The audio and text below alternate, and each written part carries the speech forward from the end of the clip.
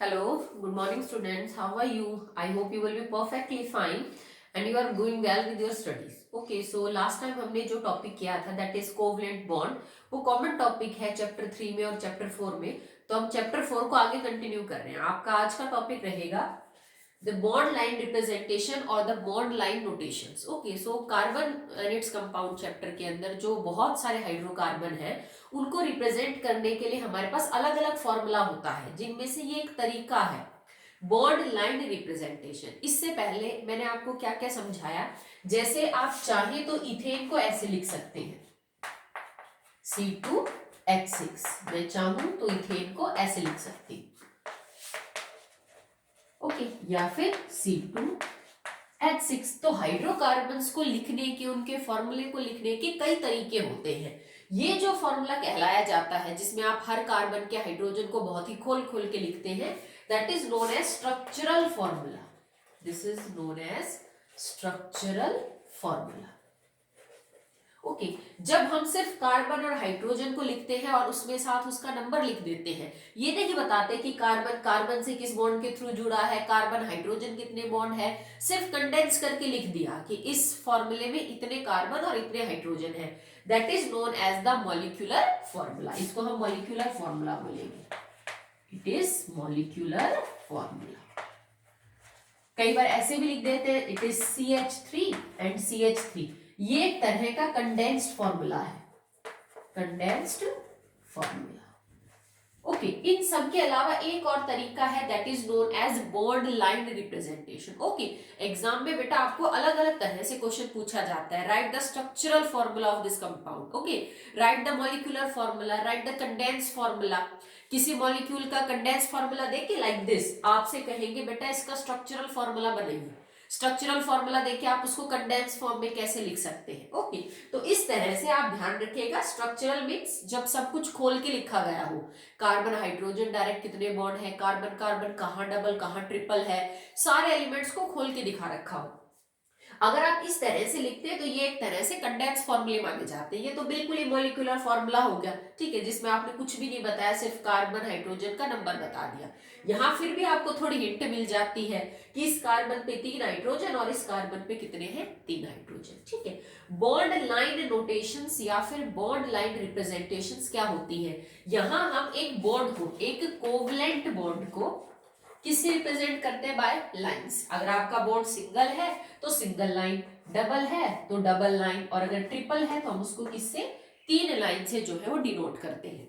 इस नोटेशंस के अंदर कार्बन और हाइड्रोजन को बिल्कुल भी शो नहीं किया जाता है. ठीक है, आप सिर्फ लाइन खींचेंगे और कार्बन और हाइड्रोजन अगर आपके हाइड्रोकार्बन में है तो आप उनको शो नहीं करेंगे.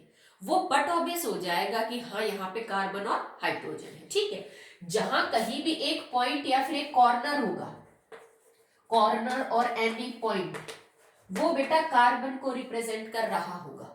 और अगर आपने उस कार्बन के चारों तरफ कुछ भी एटम नहीं जोड़ा तो ये बात ऑब्वियस मानी जाएगी कि आपने उसकी सारी वैलेंसी हाइड्रोजन से ही पूरी करी है. ठीक है, अगर हाइड्रोजन के अलावा कोई और एलिमेंट मौजूद है कार्बन के साथ, वो हेटेरोएटम कुछ भी हो सकता है बेटा, just like nitrogen, sulphur, oxygen, fluorine, chlorine, bromine, iodine, तो हमें वो एटम तो शो करना पड़ेगा. ओके, ठीक है, तो हम कार्बन और हाइड्रोजन को बिल्कुल भी इंक्लूड नहीं करेंगे इस रिप्रेजेंटेशन में, उनको लिखा नहीं जाएगा. ओके, इसके अलावा अगर कोई भी हेटेरोएटम है तो उसे हम दिखाएंगे अपनी बॉन्ड लाइन रिप्रेजेंटेशन में. ओके, अगर आपने कहीं भी कार्बन के साथ कुछ भी नहीं जोड़ा तो मैं सारी वैलेंसी हाइड्रोजन से ही पूरी करूंगी. ओके, चलिए मान लीजिए मैंने आपको कुछ इस तरह का कोई स्ट्रक्चर दे दिया.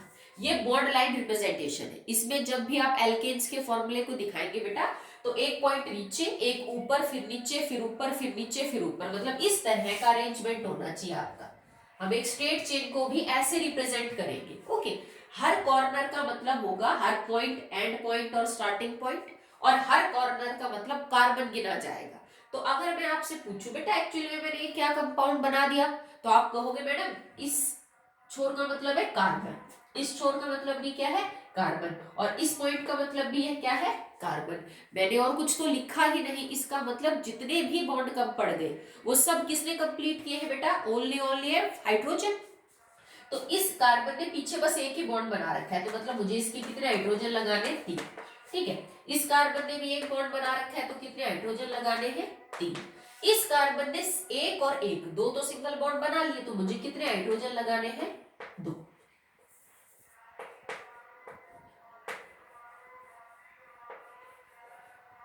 ठीक है, तो इसका मतलब एक्चुअली आपका स्ट्रक्चर क्या बना, it is CH3 CH2 and CH3।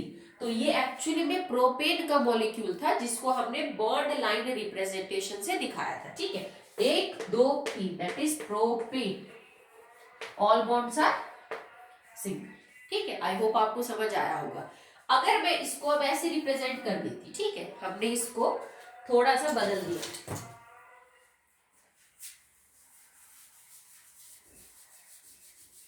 ठीक है, अब मान लीजिए आपके पास स्ट्रक्चर कुछ ये है।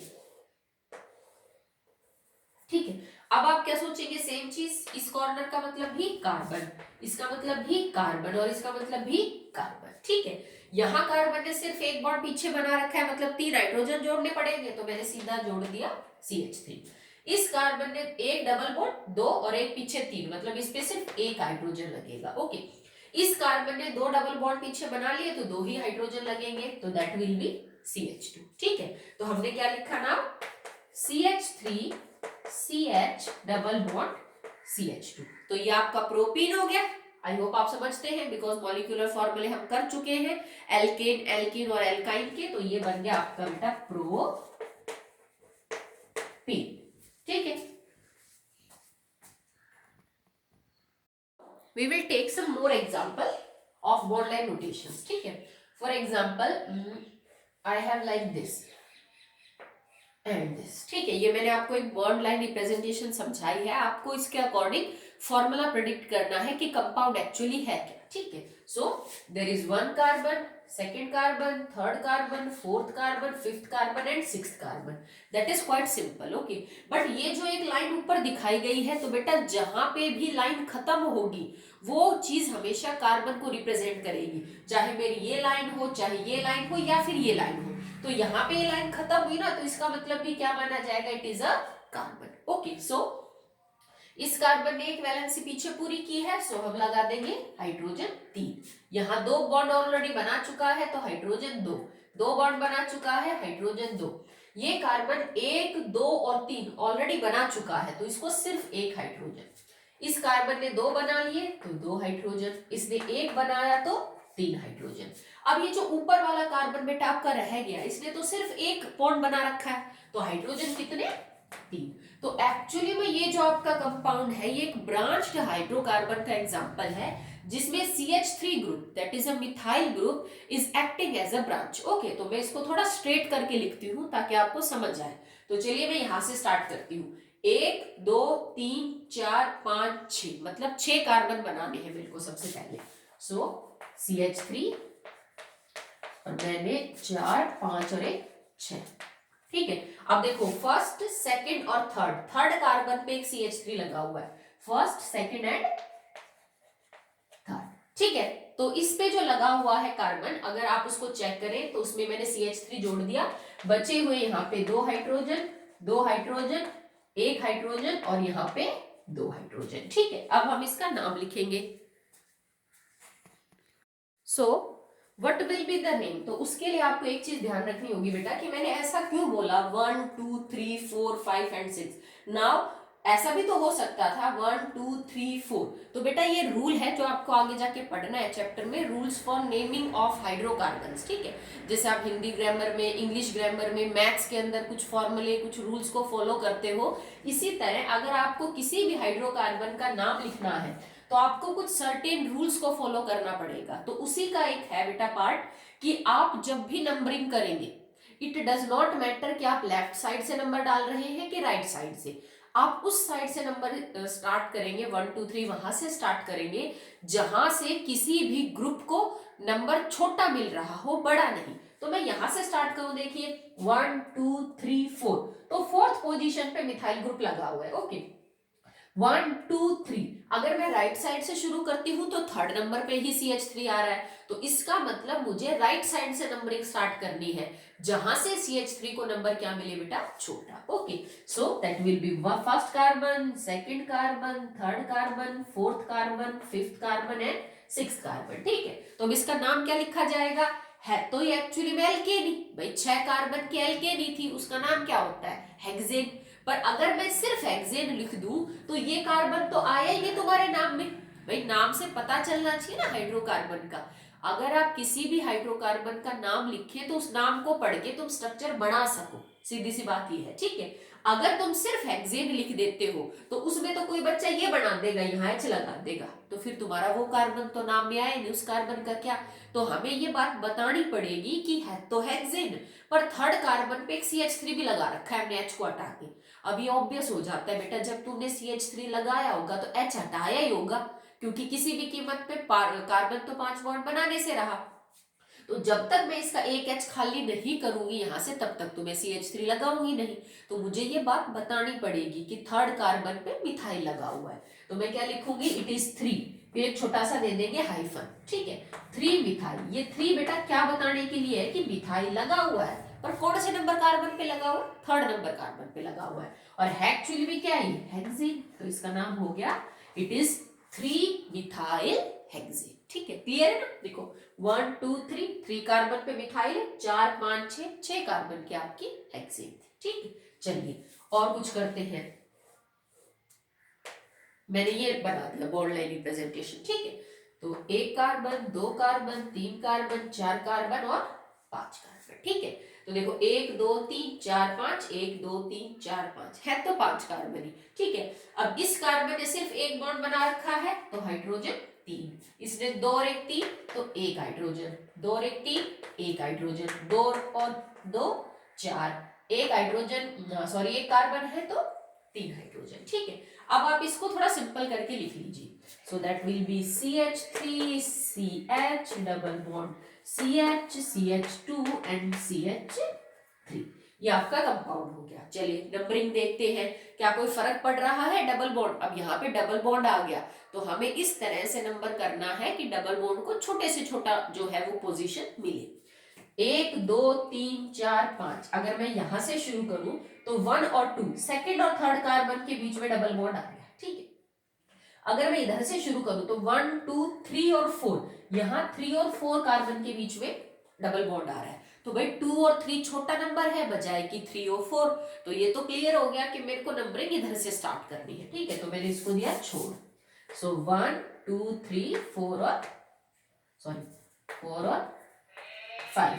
तो 5 कार्बन का ये कंपाउंड क्या हुआ, 5 कार्बन की एल्केन होती है पेंटेन। ठीक है, बट वो तो एल्केन होती है, मेरे पास तो डबल बॉन्ड आ गया। डबल बॉन्ड आती है क्या बन गई, एल्कीन। तो it will be a pentene. पर प्रॉब्लम है, पेंटीन तो अगर मैं यहाँ डबल बॉन्ड लगा देती तब भी ये पेंटीन हो जाता है। जैसे मैं इसको यू लिखती, CH2 double bond CH2 and CH3। आप मॉलिक्यूलर फॉर्मूला चेक कर सकते हैं, 1 2 3 4 5, 5 कार्बन, हाइड्रोजन 3 4 5 6 7 8 9 10। ठीक है, कार्बन 1 2 3 4 5, कार्बन 5, हाइड्रोजन 2 3 4 5 6 7 8 9 10। मतलब दोनों का मॉलिक्यूलर फॉर्मूला सेम है, बट ये दोनों बेटा अलग अलग कंपाउंड है। आप कह सकते हो मैडम एक दूसरे के आइसोमर है। ठीक है, the compound having the same molecular formula but different structural formula is known as isomer. पर इन दोनों के नाम अलग अलग होंगे बेटा। आइसोमर अलग अलग कंपाउंड है अलग अलग प्रॉपर्टीज के साथ। तो मुझे बात बतानी पड़ेगी कि ये कंपाउंड अलग और ये कंपाउंड अलग है, तो नाम से हमें दिखाना पड़ेगा। कंपाउंड में फर्क क्या है कि डबल बॉन्ड एक इसमें भी है और डबल बॉन्ड एक इसमें भी है। यहाँ डबल बॉन्ड सेकंड और थर्ड कार्बन के बीच में है, यहाँ डबल बॉन्ड फर्स्ट और सेकंड, क्योंकि मैं उधर से तो नंबर करूंगी नहीं। फिर तो ये देखो कितने पे आता है, 1 2 3 4 5, एक तो 4 और 5 पे आ रहा है, एक 1 और 2 पे, तो मैं 1 और 2 को ही चुनूंगी। ठीक है, तो मतलब एक पॉसिबिलिटी है 1 और 2 के बीच में आपका डबल बॉन्ड है, एक जिसमें 2 और 3 के बीच में डबल बॉन्ड बन रहा है। तो मुझे ये बात समझानी पड़ेगी नाम से कि यहाँ 1 और 2 के बीच में बन रहा है और यहाँ 2 और 3 के बीच में बन रहा है। ठीक है, तो आपको वो पहला कार्बन दिखाना पड़ता है नंबरिंग में जहां से डबल बॉन्ड शुरू हो रहा है। जैसे यहाँ सेकंड से शुरू हो रहा है, यहाँ फर्स्ट से शुरू हो रहा है। तो इसका नाम क्या हो जाएगा बेटा, इट इज पेंट।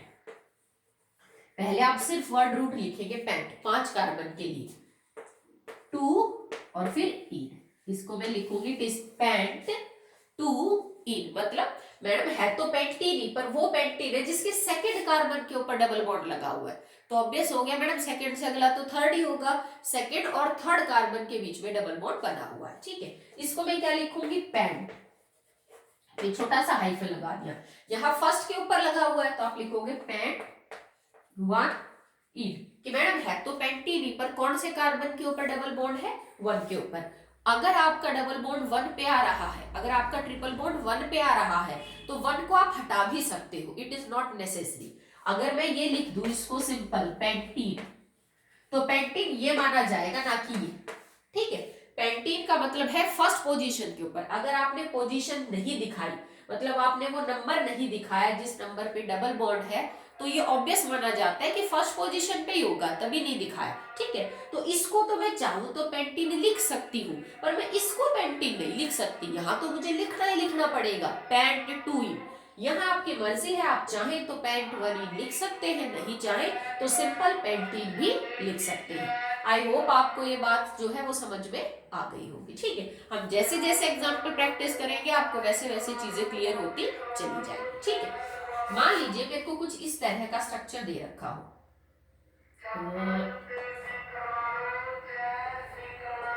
ये कंपाउंड दे रखा हो, ठीक है। तो इसको अभी आप वही खोल के देखेंगे कि क्या है, तो 1 2 3 4 5, और मैंने बोला था जो भी ब्रांच है जहां पे भी आपका लाइन का एंड है वो एक कार्बन है, तो मैंने यहाँ भी कार्बन, यहाँ भी कार्बन, CH3 CH3, अब आप समझ गए होंगे, CH2 CH CH, ठीक है। तो एक बार इसको खोल के लिख लेते हैं एक्चुअली में आपका कंपाउंड है क्या, फिर आपको समझ आ जाएगा। अगर आप प्रैक्टिस करोगे ना तो फिर आपको खोल के लिखने की भी जरूरत नहीं है, आप बॉन्ड लाइन में बता सकते हो बेटा कि ये कंपाउंड एक्चुअली में है क्या। अभी हम शुरू में कर रहे हैं तो मे भी आपको थोड़ा टाइम लगे, तो इसको खोल के लिखा हमने 1 2 3 4 5, 5 कार्बन, 1 2 3 4 5, इस पे भी CH3 है, इस पे भी CH3 है,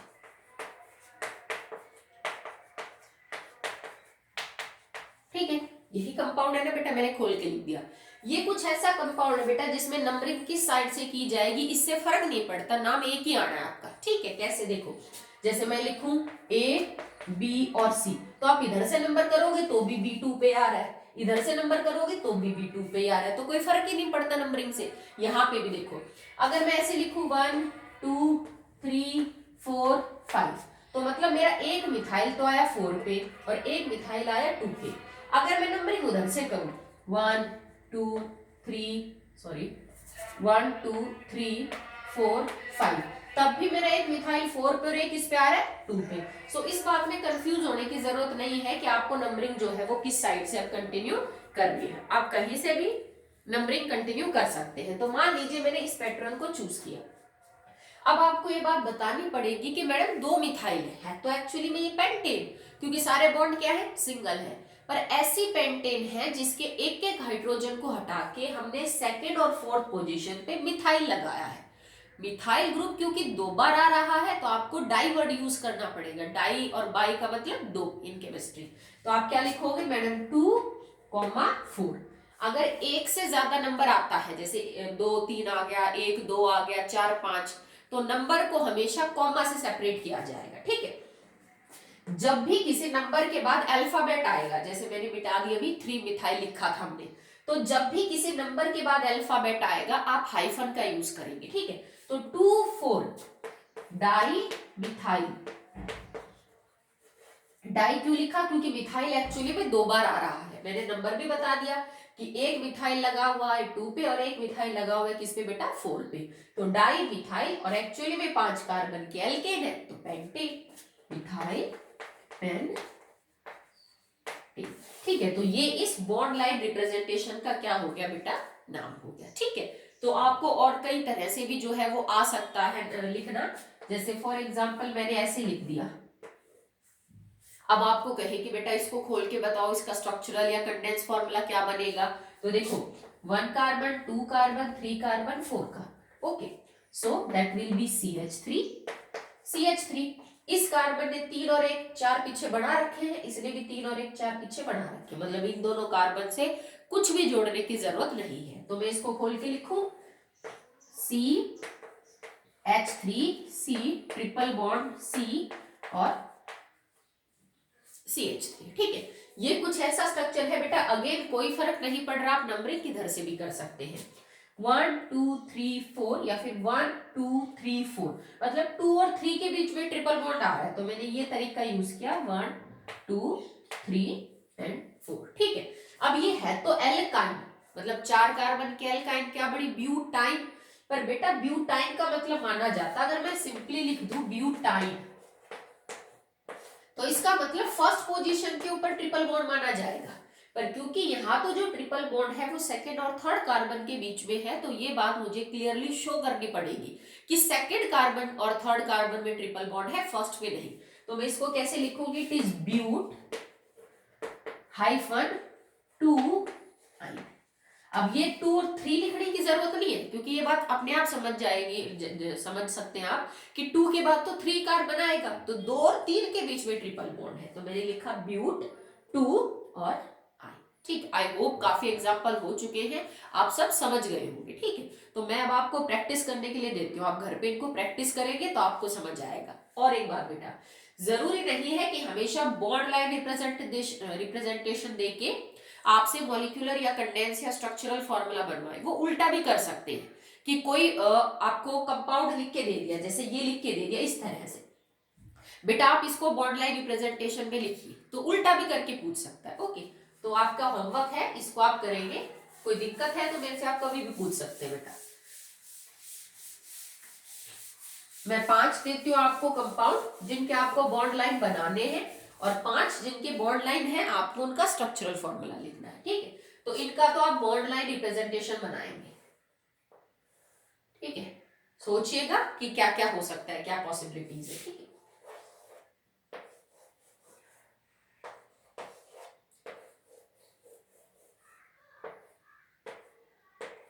ठीक है,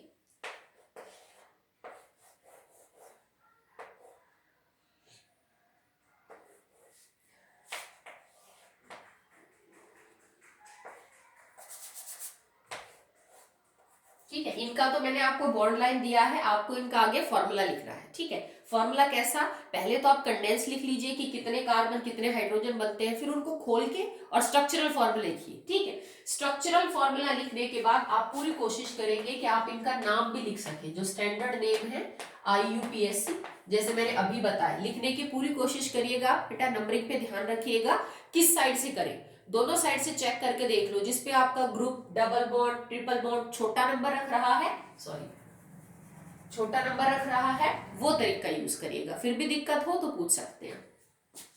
अब ये जो 5 है इसमें मैं आपको फॉर्मूला लिख के दे रही हूं, आपको उनका बॉन्ड लाइन बनाना है। ठीक है, चलिए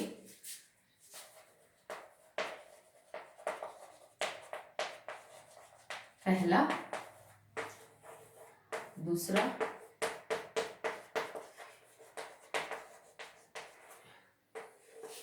तीसरा,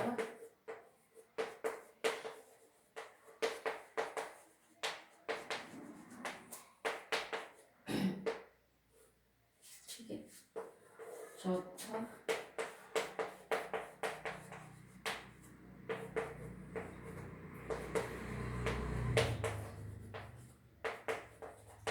चलिए इतने ही कर लीजिए आप। ठीक है, तो इन 4 का बॉन्ड लाइन रिप्रेजेंटेशन लिखना है, इनका बॉन्ड लाइन मैंने आपको दे दिया, आपको इनका स्ट्रक्चरल करना है। ठीक है, आज मैंने एक बहुत छोटा सा टॉपिक लिया जो आपकी बुक में हार्डली 5 या 7 लाइन का ही दे रखा है, पर ये इंपॉर्टेंट है, इस वजह से इसको इतना टाइम दिया गया है, आपको 11th में 12th में बहुत काम आएगा।